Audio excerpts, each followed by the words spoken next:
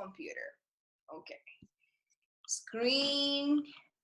Okay, so what we have here is her sun and Venus in the 10th house. You see here the MC. So the MC is, the 10th house is a house where you find people that are well established in the world of work. They solidify their presence in the work scene. They gain some recognition. That's what the 10th house is about. And again, she was born March 15th, 1933 in Brooklyn, New York, but we don't have the time. So what I'm doing here, I'm exercising a look into what could have been her ascendant, and then the positions in the house. And why did I do that? How did I do that?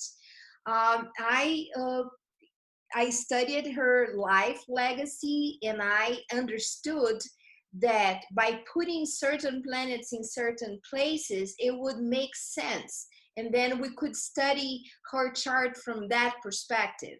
So as I said, I have here, you can see Venus in the 10th house, Pisces, she's Pisces.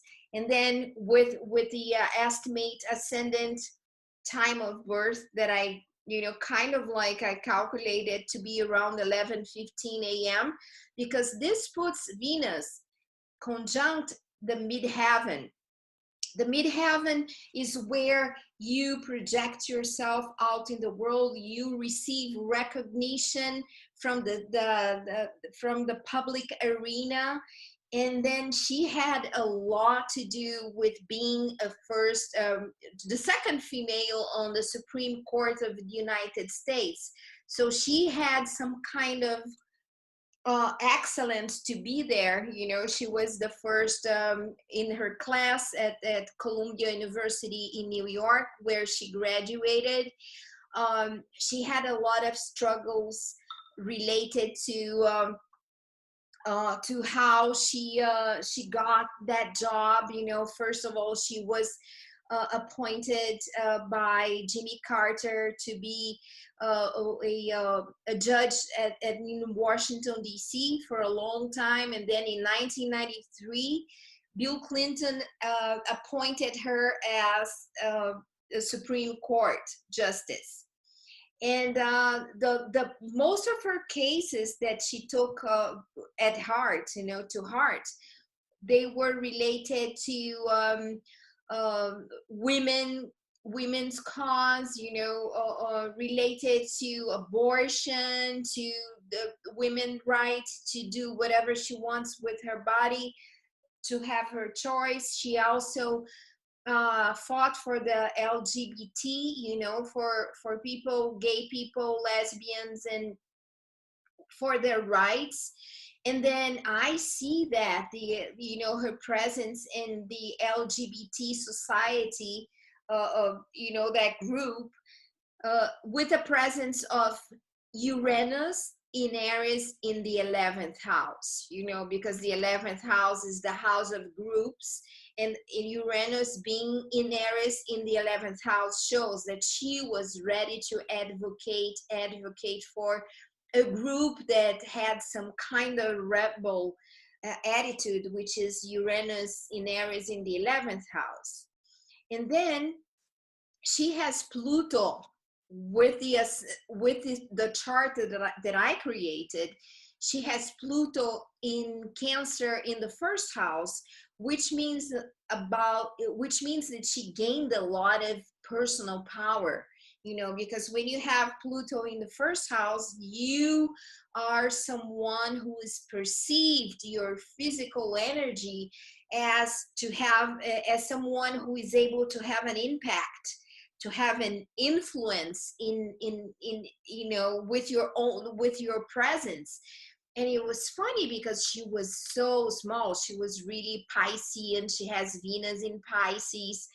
The sun is in Pisces. and then she was a woman of a small stature, but when she entered the room, everyone was like really honoring her big time. So this Pluto here really shows that.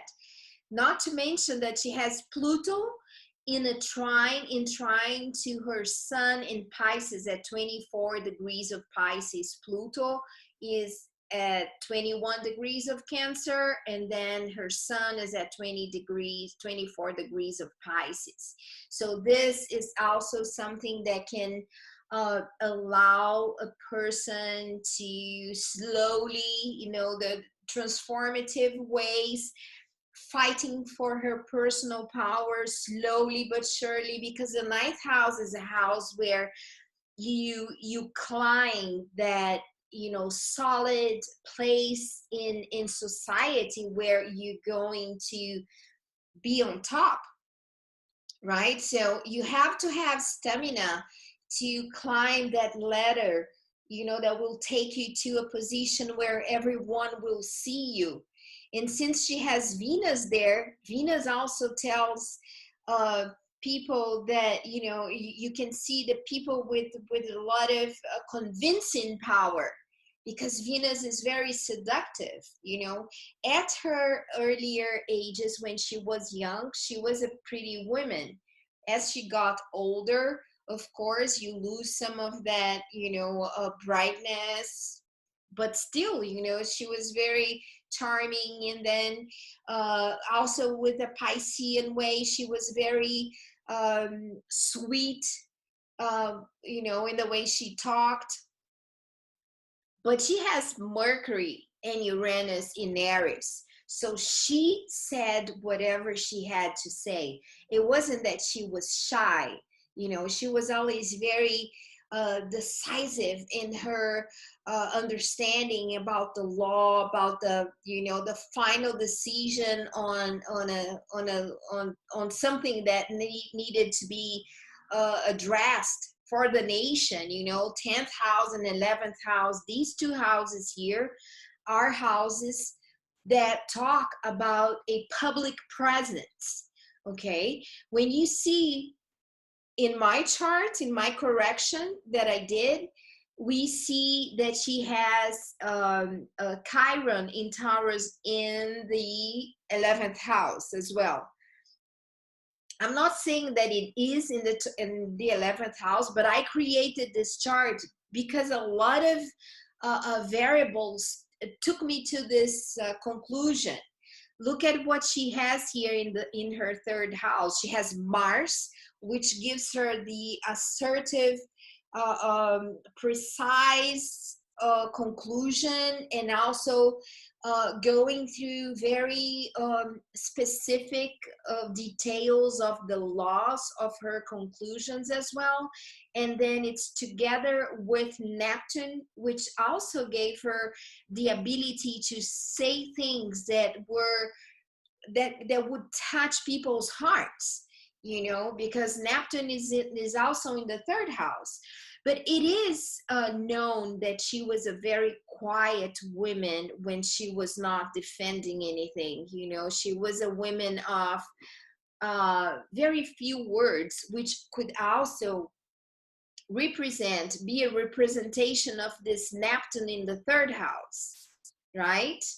Okay, so keep that in mind, that she had Mars in Virgo in the third house, and then Neptune in Virgo in the third house, and then she also has Jupiter in Virgo. But here, the way I calculated the chart, she has Jupiter in the fourth house, which could also mean that she defended the law of the land, which is Jupiter in the fourth house. The fourth house and the 10th house could bring a lot of that feeling of the law of the land, the country.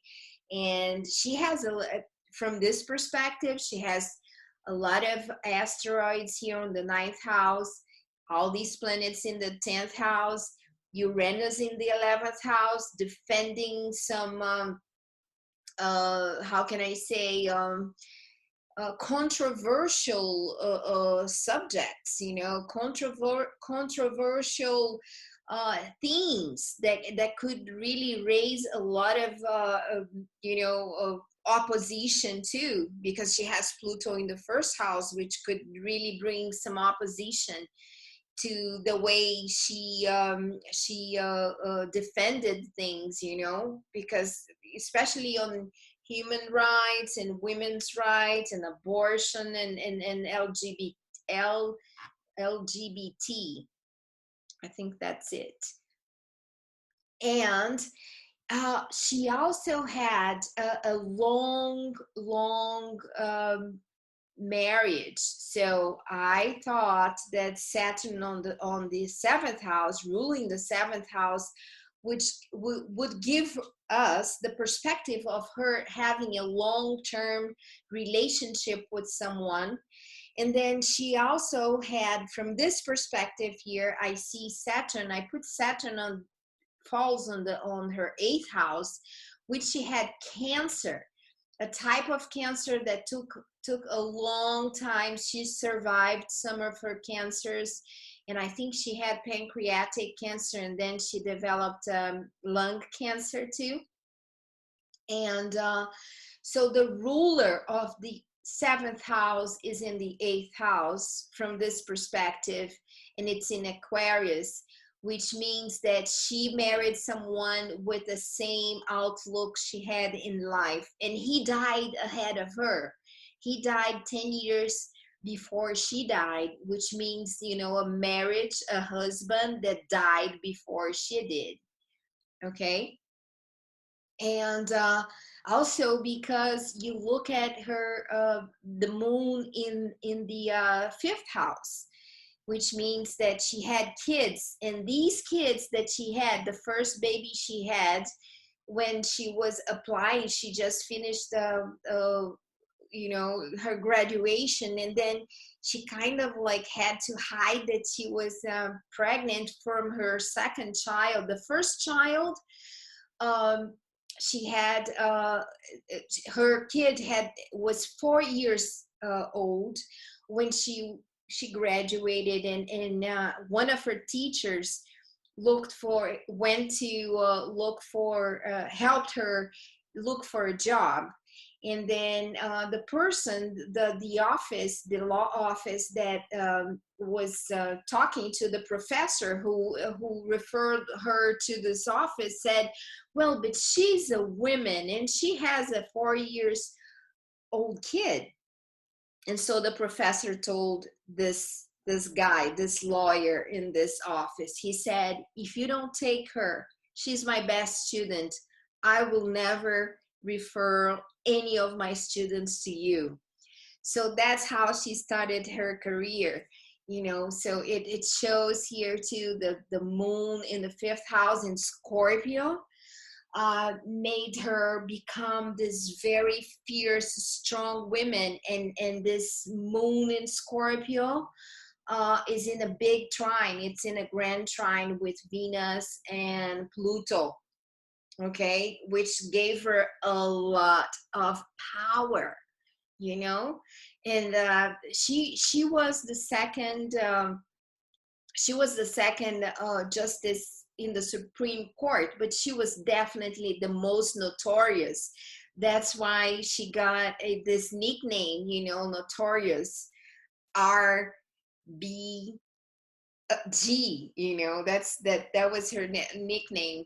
And so when you look at this moon here, moon is also in a sextile to Jupiter, and Jupiter is in a sextile to Pluto. So all of this is like giving her a lot of power.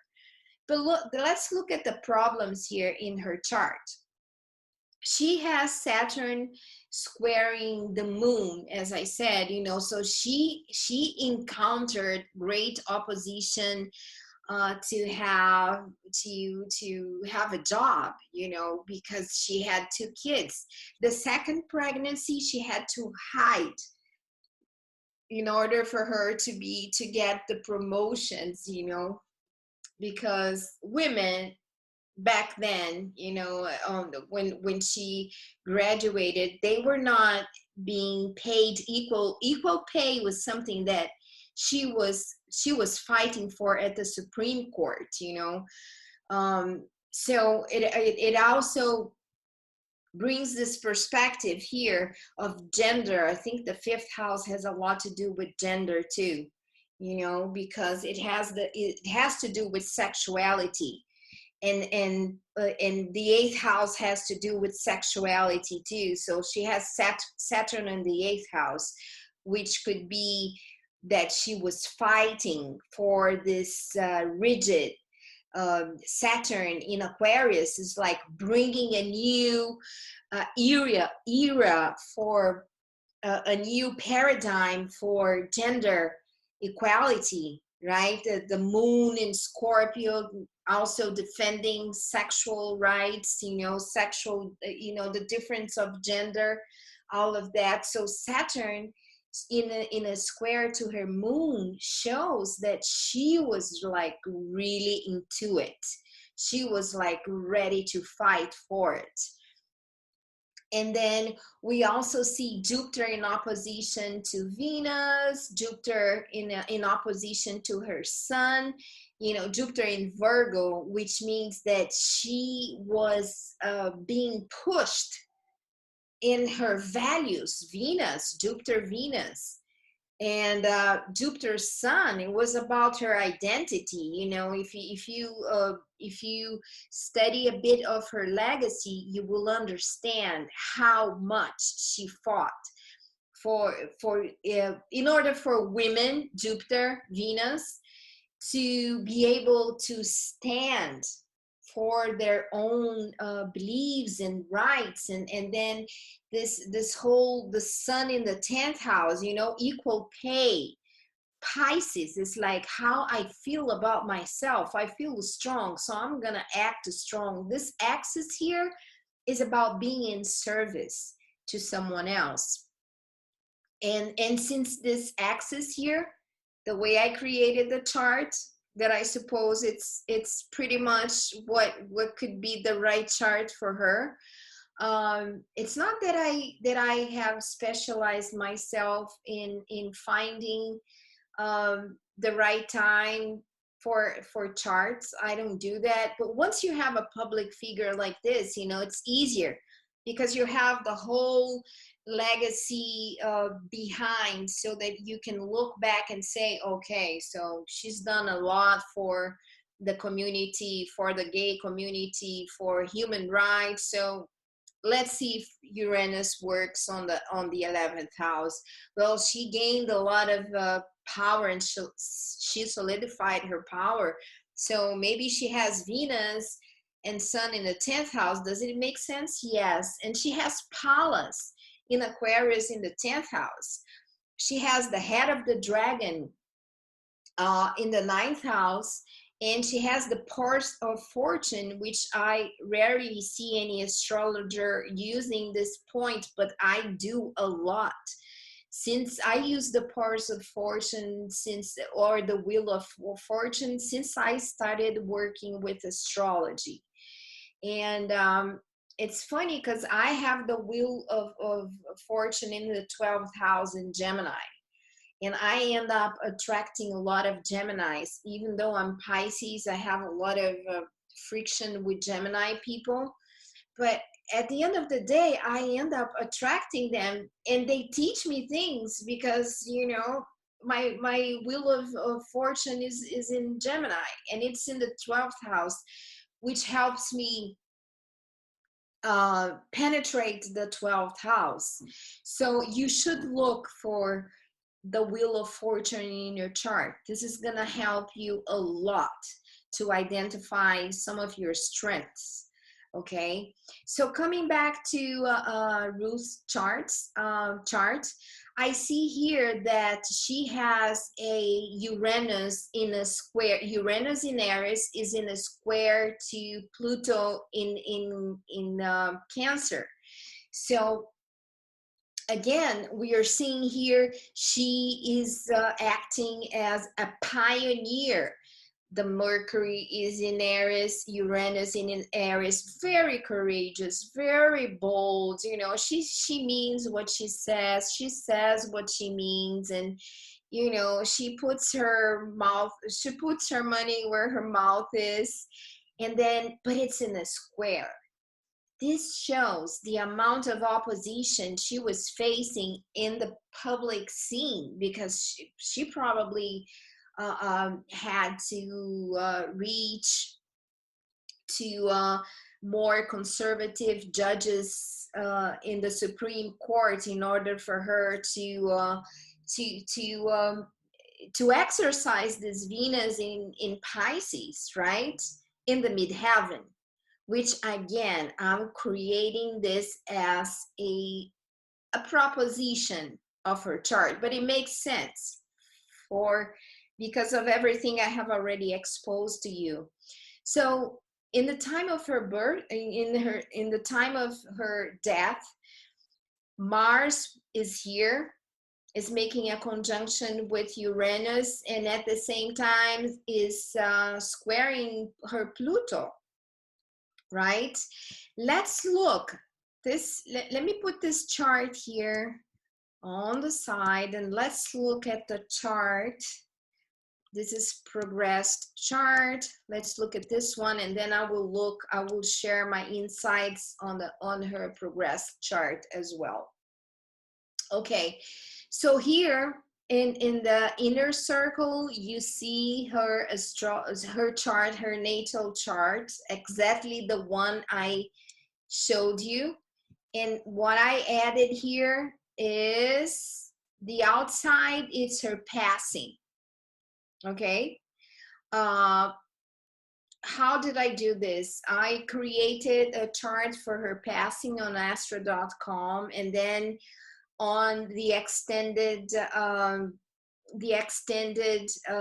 options, I opted to I selected synastry with the outer circle being her passing chart, which gives me the possibility to see her chart inside and her planets inside, and then where the transits on the outside.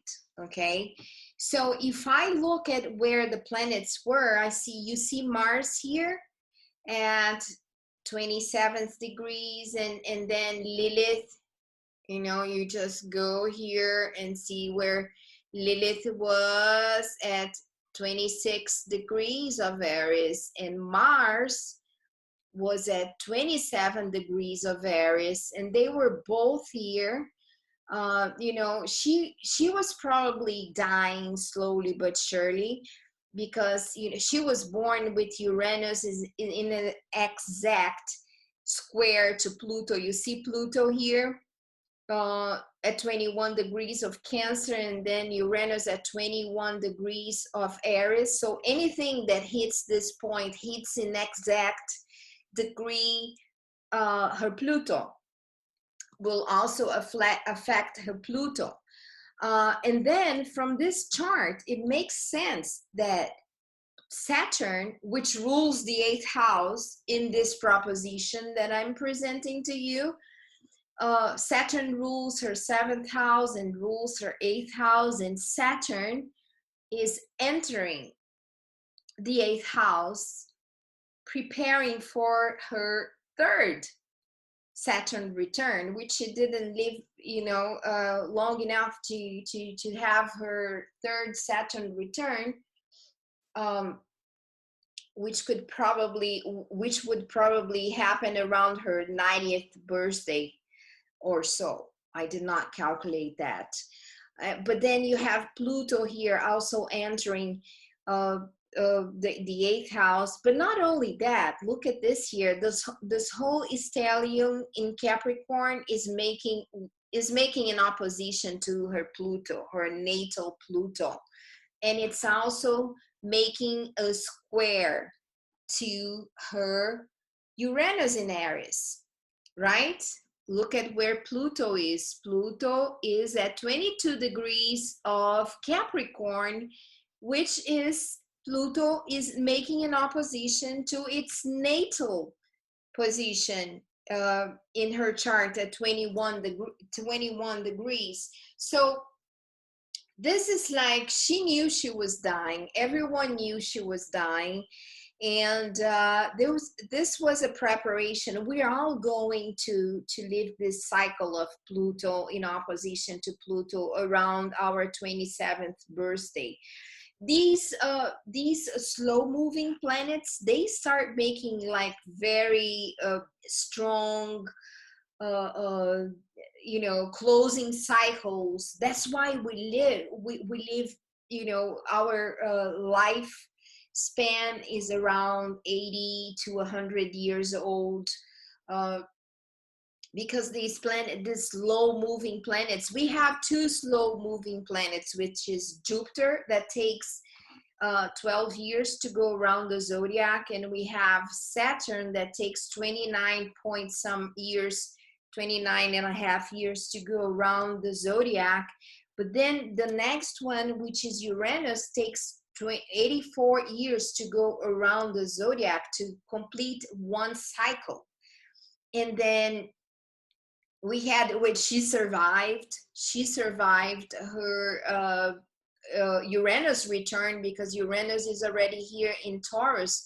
So she did have her Uranus returned, and she survived it. I don't know what happened here. Maybe if we do a extensive research in her chart, which we could do some other time, we can see what happened there. But the most important thing is that Jupiter is making an opposition to Pluto, right? Pluto is making an opposition to his natal position in Cancer, and at the same time they are squaring Uranus. Pluto is squaring Uranus, is making an opposition to Pluto. I mean, when you survive such a harsh transit, it means like you're gonna have something that it's going to impact you, at this point. But then when you have a square between these two, it's like you feel like you're being bombarded, right? Pluto in Capricorn making an opposition to Pluto, and at the same time making a square to Uranus, and taking into consideration that Uranus is in the natal position in a square to Pluto. That's a lot. That's really a lot. Now, you see that Neptune is also is preparing to, it was sometime last year, he was conjunct her Venus, like taking a lot of her energy away, like really bringing her values to a more inner space, preparing her for the passing, which I think she did it beautifully, because she kept working, it was like she did this treatment. She had this radiation treatment, and everyone thought that she would never go back to the court. And then one day she appears in a program on TV, and she gives an interview, which I posted on the New Paradigm Astrology community. You can watch it there. But anyways, when you have Neptune in Pisces, he rules Pisces. It takes 145, 147 years for Neptune to complete a whole transit around the zodiac. And we are experiencing this moment when we are right now experiencing this transit of Neptune in Pisces, right? And she's a Piscean. So this last year she had Pisces on top of her Venus, and with everything that we have said, you can see how a soul is preparing to pass away, to just to transcend. I recently um, lost my boyfriend, which in May 13th he died of an accident.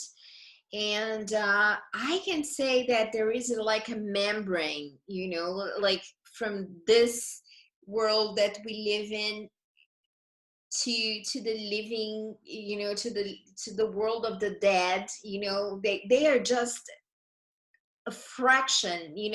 We are all fragments of this big bang. We are stardust. We are like merging energies all the time with spirits, with our ancestors. We only remember maybe our great grandparents, but we are like our DNA has been, circling around and mingling with other people. So there is a whole field of energy that allows us to think about, how lucky one is if you prepare yourself for the passing. And then I also want to suggest that you study a little bit the bardos, uh, the um, the Tibetan bardos, which is like they have, I think it's 5 or 6 bardos. The bards, I don't know how to say that in English, but one of them is about death, and we're all gonna die, even though we have a very hard time speaking about death. And I just think that we all need to be prepared for that, because when that happens, we need to know what to do, not only with ourselves, instead of like when we feel that our physical energy is trying to trespass to another world. We need to go with the flow, and just pray to God that we will not suffer so much, because the same suffering that a baby has when it's trying to enter this realm of physical existence, we have no idea. Especially like I was in labor for 23 hours. My daughter was just banging, banging, banging to come out for 23 hours. After 23 hours, I delivered this most beautiful baby. But I'm telling you, oh my God, it's not an easy thing. It's not an easy thing. And for the mother, there is a moment that you think you're going to die. I don't know, maybe a lot of other people had easy labors where you just deliver the baby, which wasn't my case. So I could really see how a woman could die from labor, from delivering a baby. And so think about when people enter this realm, it's as hard as when they leave. The only difference is that when someone is born, we celebrate, and when someone dies, we we feel sad. But it doesn't happen without cultures. A lot of cultures, they just you know they just allow their body to be, they burn it. It's easier when you burn it, because then you don't think about what happens to the body later. It just goes back to light. It becomes light. So yeah, well, I'm talking about this because we are looking at a chart from somebody who just died, and I have the feeling that I'm channeling a message from the gods of death, Pluto. We're talking about someone who has Pluto, in Cancer, you know, so I had to address this thing about, you know, birth and death, because this is like typical subject that that could be popping up with a circumstance like this.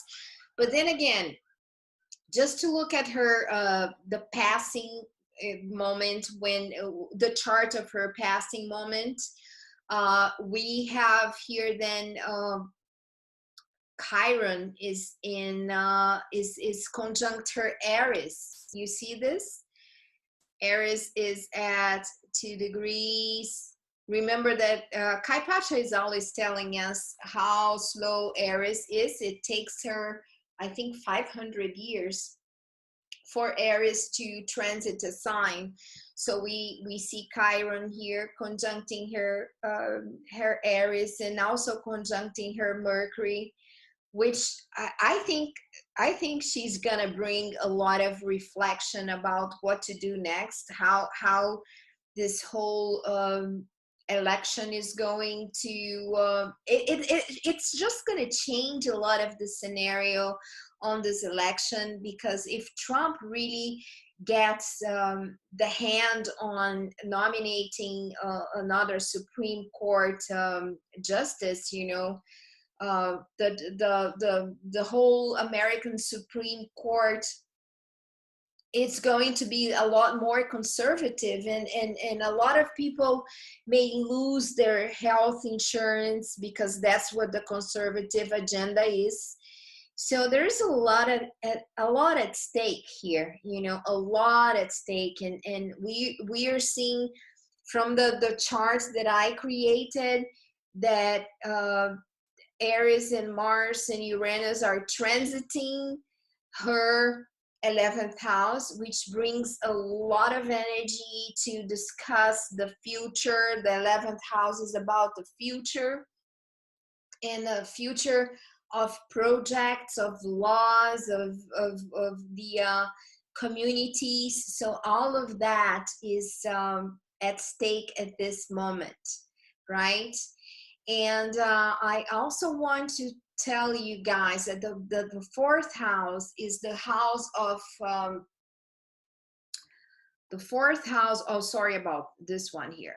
The fourth house is also the house of the first portion of your life, and also the last portion of your life.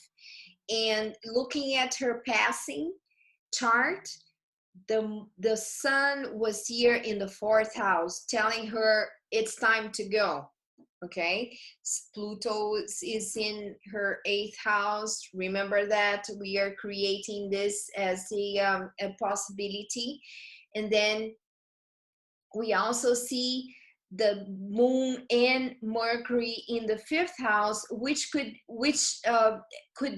mean that she died at home with her kids alongside her, you know. So this also allows us to think that this chart is pretty much accurate. Her ascendant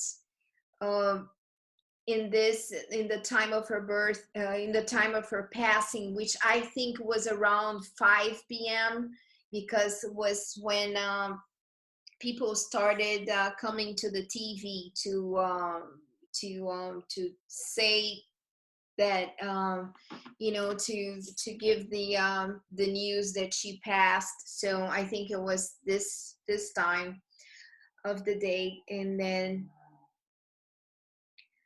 the ascendant was on Saturn here, like really putting an end to her life too.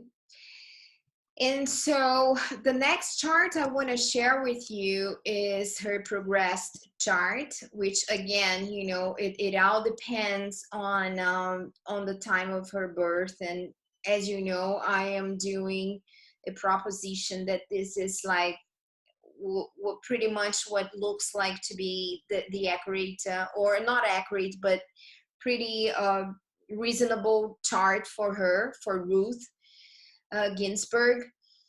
In this chart, the progress chart for September 20th, which is today, we see here uh, Uranus in the 8th house, okay, which could be really the death, the moment of her death. Remember that she was born with Uranus in a square in, remember her natal chart, she was born with Uranus square Pluto, Pluto in the ascendant, in the chart that I have created. So Uranus is in a square in this secondary progression. Uranus is in the 8th house, Pluto is in the 11th house, and Pluto being in the 11th house, bringing all this commotion, this, you know, this whole thing that it's happening that with everyone, you know, how she has touched the lives of so many people.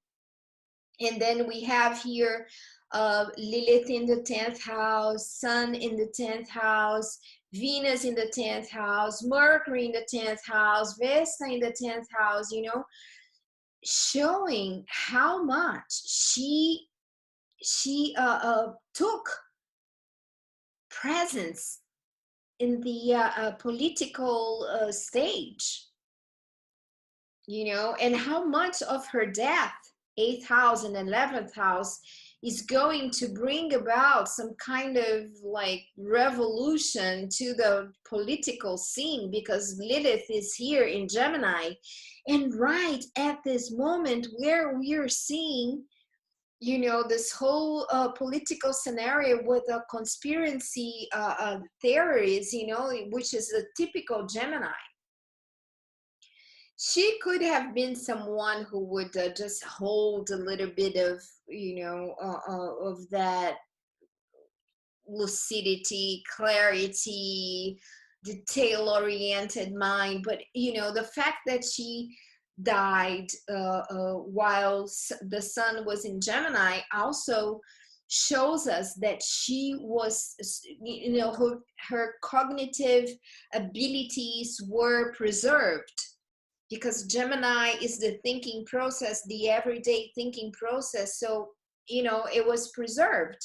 Not only it was preserved, but it was matured. Look at Saturn here in the 6th house in her progression, which also shows us, you know, the depth of her, the deepening of her health problems, because Saturn in the progress chart is in the 6th house. And the moon in the 5th house again shows that she died with her kids around her. And then we also see, I'm sorry about this, the noise outside. And so what else here? We see Mars is making a square to her sun. Jupiter is making a square to her sun. And you know what? Look at this, having Jupiter and Mars in Virgo in the 1st house in the time of her birth also shows that she died at home. You know, Jupiter helped her, died at home. She didn't have to go to an intensive care, you know. Jupiter protected her, and Neptune in the 10th in her 12th house shows that like she was just like super ready to enter this 12th house. Actually, she had already entered the 12th house. You know, she was preparing herself. She was wise enough at this point of her life to just let the power go and enter the realm of the 12th house. So you know what? I think that we explored a lot here, and I don't want to go any further, because we could keep you know, exploring more and more. But you know, even her progress chart shows that Pluto was here in the 5th house making an opposition. Talking about transit, if I put the transits here in her secondary progression, Pluto and Saturn and Jupiter are here in her 5th house. making an opposition to her natal Pluto. Oh, sorry, about her making opposition to Pluto in Cancer. Okay, and if I am right, and if this chart is right, you know, she spent the last many years having Saturn transiting her fourth house, which is the end of life. You know, progress charts, you can also have the transits. See, you can also get take the actual present transits and project it on the your progress chart, and you will see where the planets are interacting with your secondary progress chart. Okay, so let me stop here. Let me see if I can bring you guys back. I think we have 2 guests. Yeah.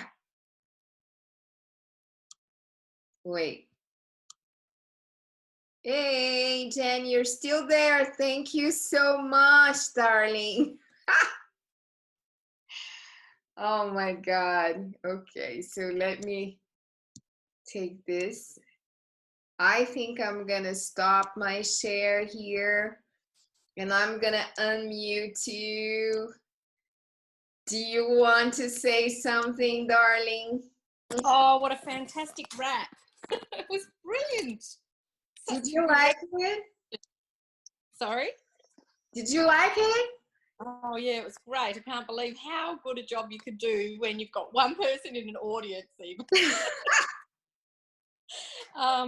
And such a great, like you covered everything. I put a few notes in there, like the transiting nodes, I think now are in Gemini too, aren't they? That I thought, you know, but, and I wondered with the Uranus, you talked about her Uranus return, and I thought, I wonder about the timing of her husband's passing might have been about then. Could have been. Yeah. Like I said, you know, her chart, because she's a public figure, we can go further into, you know, picking some, like when she had the babies, when she was nominated for the Supreme Court, which was in 1993, you know. It was probably the time when her husband died, because when Uranus went back, had the return, it was also squaring her Pluto. Wow. Like, I think it's a really, because the charts that I've seen, I've looked at them and thought, oh, I thought I'd see something in the 9th, you know, because of just who she was, and that 2 degrees heiress, like she was the second woman the judge, and she's got a 2 degrees heiress. So it's like, I just thought there was a nice touch to it, you know. So no, brilliant job. Wonderful. Did you think it was funny, because when I started playing around to see, you know, how the chart that I created, because we didn't have, I don't know who is going to come up with the time of her birth, but I didn't find it on the internet. So I said, well, let me try to adjust this chart and see if it makes sense according to my story. You know?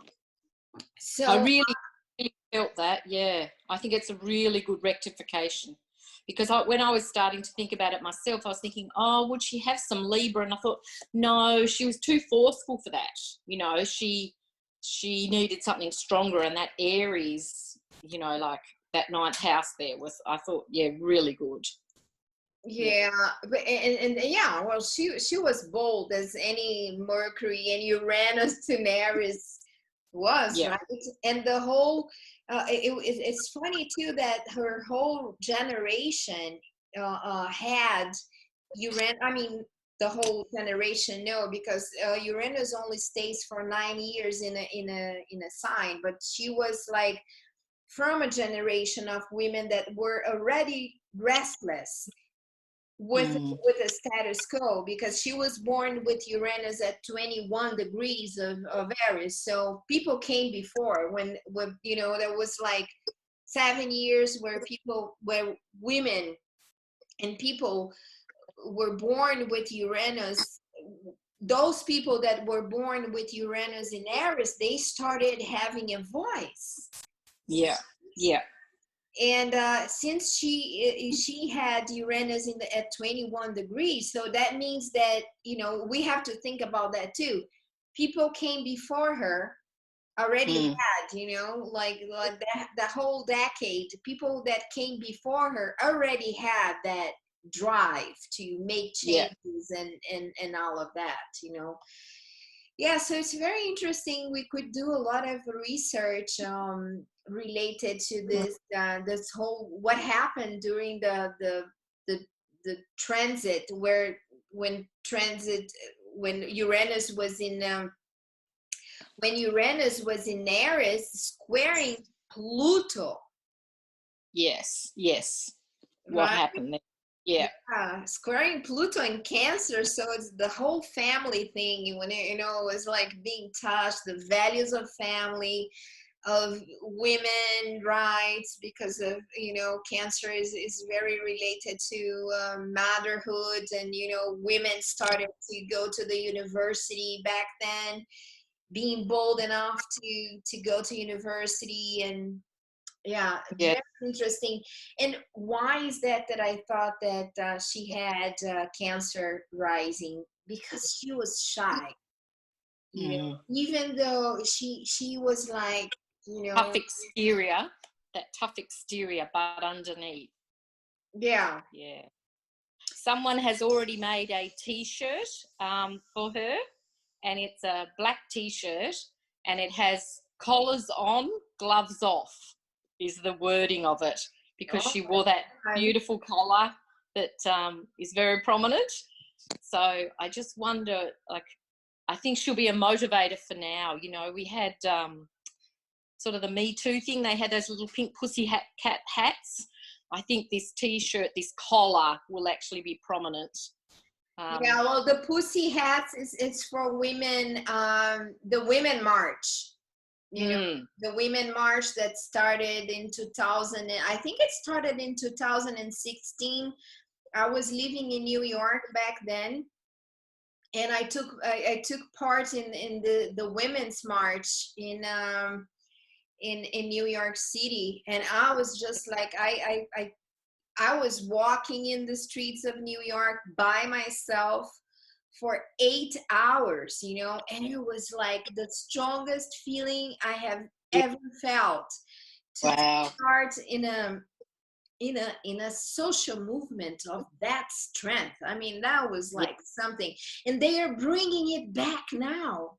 Yes, and I think it back now because of her. Because I think it's really, I get this really strong feeling about it.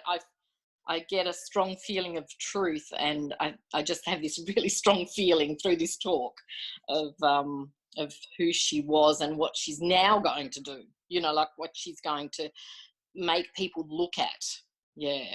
From this other realm, right? Which is something Pisces can easily do, right? She's not too far away though, is she? She's like right there.